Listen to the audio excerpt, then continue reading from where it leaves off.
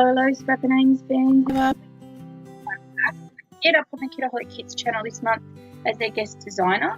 And here I'm doing a bit of a mixed media kind of layout using some of the gorgeous Craft Misty Mountains collection that came in the main kit this month with Kitaholics. Show you there. That is, if anyone's curious.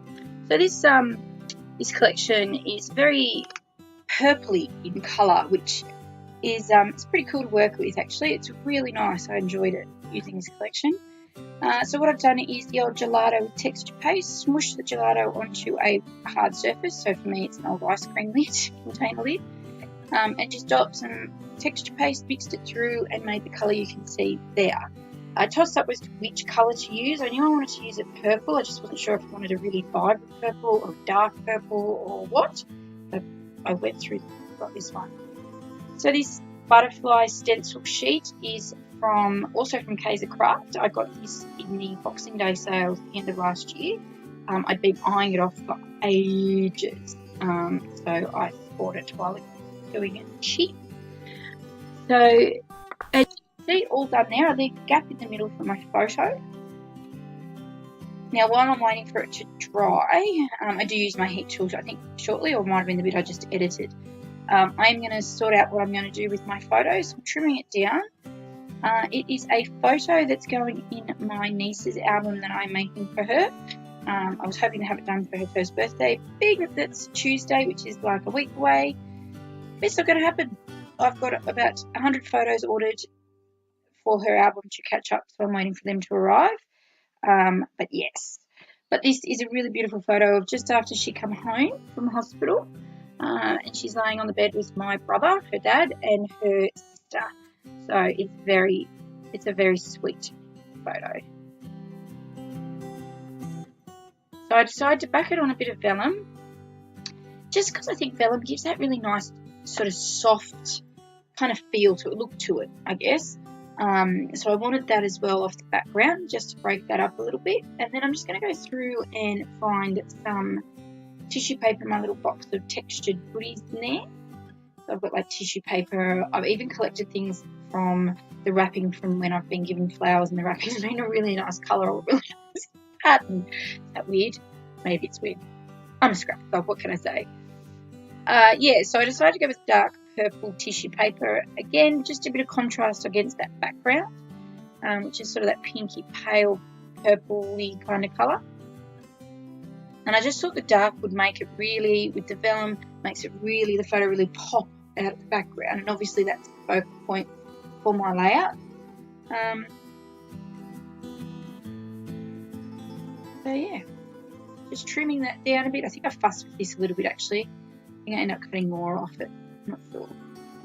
One thing I hate with tissue paper is it can be very temperamental and it can rip really easily. For cutting it, I'm just very cautious.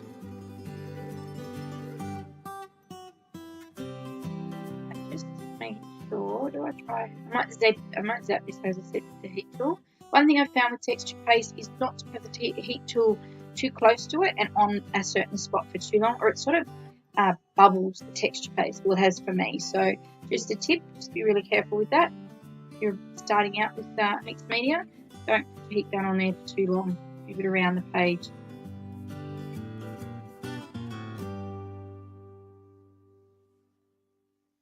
Playing around, where have I gone, what am I doing, weird, where have I just, I'm not sure, doing something. Oh, there I am. I was going through some pieces I had left of the Misty Mountains collection, as to where, what piece I was going to use to keep backing my photo. So decided I was going to do a few layers on this. There's this beautiful blue. This is like a really deep blue sort of floral paper, as you can see. Again, it's from that Craft collection kit. So I'm just going to map that onto there as well, my photo onto that piece as well. Form a bit more of a paper layer. And and I'm just adding it to the corner. I sort of do a bit of not an even layer, just to add a bit of difference, a bit of contrast.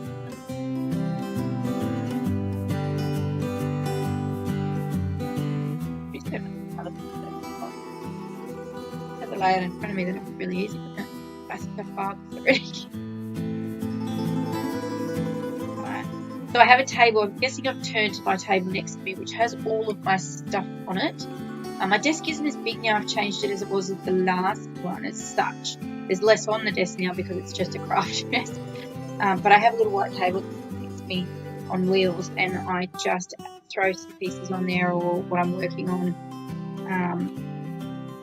So I'm guessing that's probably where I went. I'm just turning your point.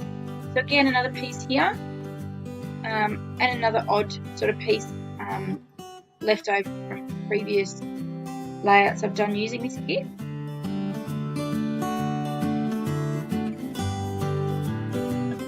And I think that's it for the layers. I'm happy with that. Just adds a bit of a difference against the background. There you go, zapped it quickly. Now I think I'm just going to start placing everything down onto the layout now, making sure it's exactly as I want it. So adding some craft foam just to give some dimension to the page as well. Also helps with making your focal point, your photo pop a little bit too, and sort of gets the person who's looking at its attention.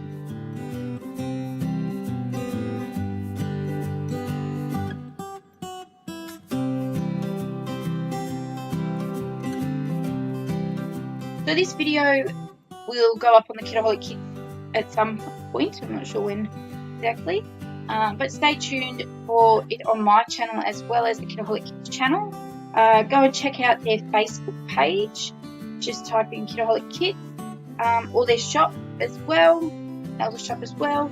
I'll post a link in the description box, and then that way you can pop. Oh, Steph might actually. Sorry, not me. Yeah.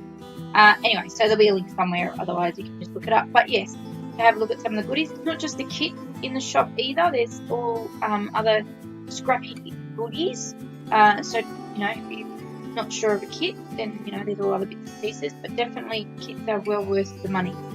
I've said that before. I've said that a million times, I think, in my videos. But yes, very much recommend. Steph's brilliant at coordinating everything, all the bits and pieces in there. The exclusive printables are gorgeous, and they're different. So when you use them on your creations, no one else is going to have them except those that are in the kit club. So that's always nice as well.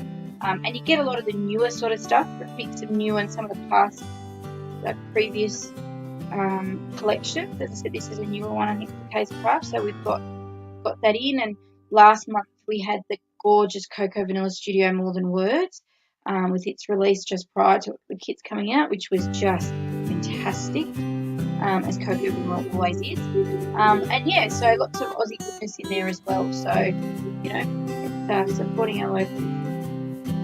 Alright, now I have used the cut apart sheet that comes with the collection to cut out a little phrase there, and now I'm just using some of the printables, the exclusive printables that come with the kit, to embellish around this section. Now originally I was playing the idea of, again, that rule of 3, trying to fit something in there, and I sort of was happy with this, but to me it looks a bit flat and a bit boring. The background's missing those butterflies, flowers. I just think it needed something else, so I do change my mind in a minute and create a different sort of embellishment plus sticker. Playing with the top ones here, I'm playing around. I wanted something in that corner just to balance out the page a bit, but I couldn't figure out exactly how or what I wanted placed up there. So I fuss around with these embellishments, these 2 embellishment clusters. So that's the Case Craft sticker sheet I'm looking at that comes with the collection that came in the kit. I was just looking, I think I'm looking for a word sticker or something for that top left corner cluster. again, figuring it out. I think we shall see. So now I decide I want to use these wood veneer hearts that come from Corporate Creations. Again, all in the kit, to create a little like embellishment piece next to the photo, just because I felt it needed something. So I'm going with that. I've just got, so I had to line up, make sure that it was all lined up properly, because the last thing I wanted to do is put it down and then the frame sort of cover half the picture underneath. That would be a little bit awkward. And yes, I just used double-sided tape. I think I used double-sided tape on all of this. I actually didn't use any of my wet glue to glue this down, just because there wasn't a lot of heavy mixed media in these spots. I think with the wood veneer though, I do, just to give it obviously a bit more adhesive, make sure it sticks because it's heavy. So just stick that piece down, the cut apart piece, and then I'm just going to add my frame. And I don't do a lot of embellishing, to be honest, on this one, just because, again, that background's really busy with the texture paste butterflies and the floral and the different sort of shades of the colours. I just thought, I don't think it needs a lot.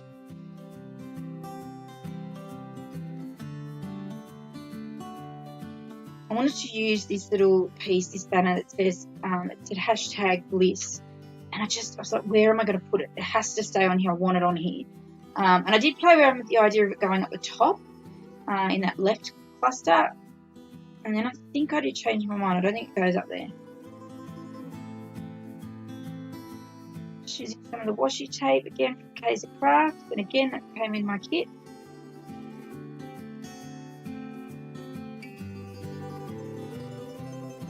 I must stick it down there. You never know when you do a project or when you're doing something and you're looking at it and you're going, it needs this and it needs it here. That was this situation. I wanted something in the corner. I don't know why. I just felt visually it needed it. So I just went with it. And look, at the end of the day, it's only subtle and I like it. It worked. It didn't overcrowd the page, I don't think, or anything like that. I kind of wish I should have cut my washi tape a little shorter, but it's all good. It's pale, so you can't quite see it. Doesn't sort of stand out really brightly at you, so that's good. Oh, that's right. And then I add this wood veneer, and it's from Corporate Creations, and I think it says love grows here. I think something really sweet, sort of sentiment like that. So.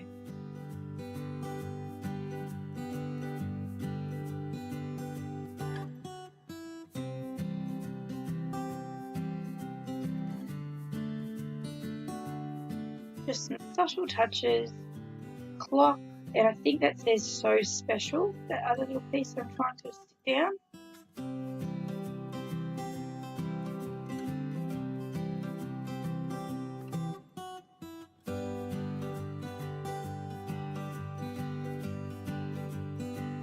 Alright, yep, still playing around with what needs to go up the top there. And obviously it needs to match in with my theme of my photo and my page. Oh, that's right, I do this. So I just decided that in amongst some of the butterflies, I'd add some little sweet things, words and things like that. I just thought it added a bit more visual interest. Oh my Lord, I cannot speak. Might be time for another coffee. I've just sort of added a bit of visual interest to those butterflies a little bit too. Just popping the date on this little piece. Again, part of the printables. I date a lot of my photos. I think I may have discussed this before. My layouts are generally dated or roughly dated on when the photos was taken. If, for example, which I do sometimes, a project life spread that has a number of different photos, I may not have a date. I usually have the dates written on the back of the photos anyway, so I can, when I scrap them, I know, when I sort through them once I get them printed. But yeah, I usually just date what the date of the photo is, just for memory keeping purposes. Like, this is beautiful. It's a nice date, you know, add the date, and they can see that was just after Thea come home from hospital, you know, after being born, and blah, blah, blah, and that's how tiny she was then, and, you know, a good way to look back and go, oh, yeah, that was then, and, you know, and those sorts of things. Just, again, that's the whole memory keeping side to it. If I'm not sure of a date, but I know the year, I will just put the year. I won't put guess, you know, too much. And then there's sometimes, yeah, as I said, I don't always put a date. If there's a mixture of photos, I don't always put a date. If it's something important, like an important piece on the point in time, I will put the date maybe on each individual picture somewhere, or, you know, in my journaling or something like that, just so that, if, you know, it's there to look back on. And that's my purpose. As I've said before, you know, my purpose to this is, yes, I love the crafting and the creating and the me time, but I just love documenting these memories in a really nice kind of way. It's a different way of looking back on them. So, as I said, this album's for my niece. I started it, and I've started it with just some photos of baby bump, and then of her being born, and just different parts of her life and things like that. And I was talking to my mum yesterday, actually, whether or not, and let me know in the comments, I hope that's okay, Steph, let me know in the comments what you do. If you do these sorts of things as a gift, do you give it to the parents, for example, on the child's first birthday, or do you keep it and just keep putting into it, or do you give them the album with the plan to add to it, and then you just complete the layouts and they can pop it in the album at their house? Or, you know, what do you do? I'm really curious, actually, because I'm not sure what to do. I think I will give it to them at their first birthday, and then we can go from there, and they can decide whether or not they want more added to it, or, yeah. But yeah, I'd be interested to see what people do when they're creating albums for other people, what your plan with them are when you give it to them, and things like that. So yeah, leave me a comment. I'd love to see what ideas people have. So just jotting in a quick bit of journaling up the top. Not a lot, and I chose to go up the top just because there's not a lot of room down the bottom. There's this nice open sort of space at the top, and I knew I wasn't going to write, like, you know, lines and lines of it, so it was all good.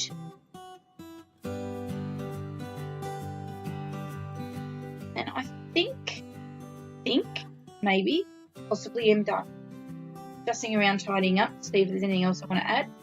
That's kind of my thing. I get to the end of a layout, and if I'm not sure, I'll potter around and tidy up in case I find something I want to add to it. Maybe I'm looking for something. One big arm there. Yeah, I think I must be going through my bits and pieces there as I'm tidying up to see whether or not there's some more I'm going to add.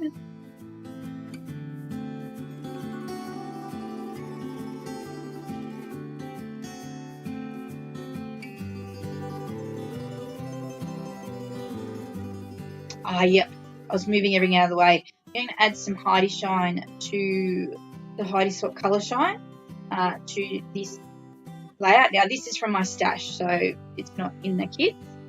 But there is a mixed media kit on the Kitaholic Kits page shop, so you obviously get some mixed media goodies in there. So check it out if you're curious. Just adding a bit of sparkle, a bit of bling.